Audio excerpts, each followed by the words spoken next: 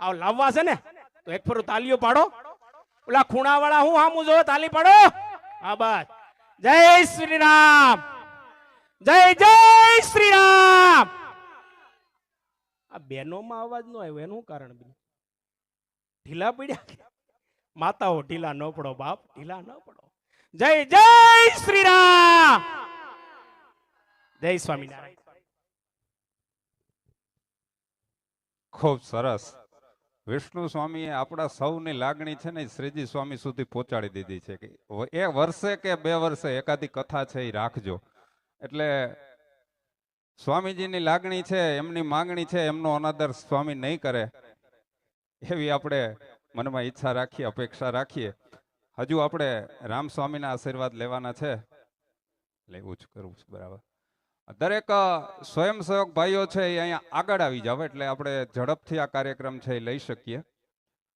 દરેક સ્વયંસેવક ભાઈઓ અને યજમાનો એમનું આપણે સન્માન કરવા જઈ રહ્યા છીએ ત્યારે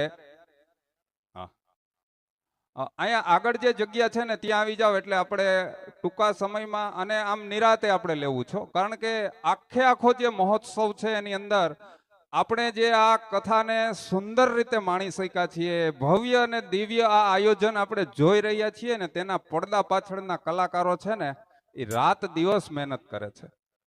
એમને કથાનો શબ્દ છે એ સાઉન્ડ દ્વારા સાંભળ્યો છે.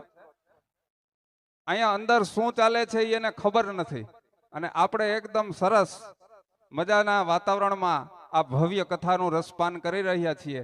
તો તેની પાછળ આ ગામના અનેક યુવાનો છે એ થાક્યા વિના, રાત દિવસ જોયા વિના મહેનત કરે છે.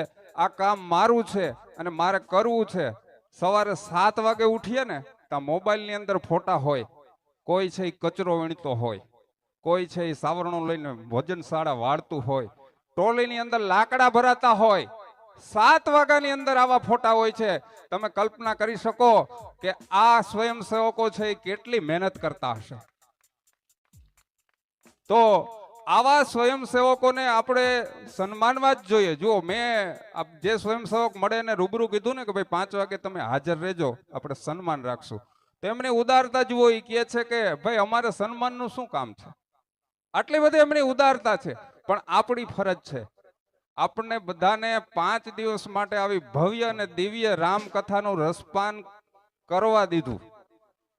કારણ કે એ લોકો જો મહેનત ન કરે તો આવું સરસ મજાનું આયોજન શક્ય નથી.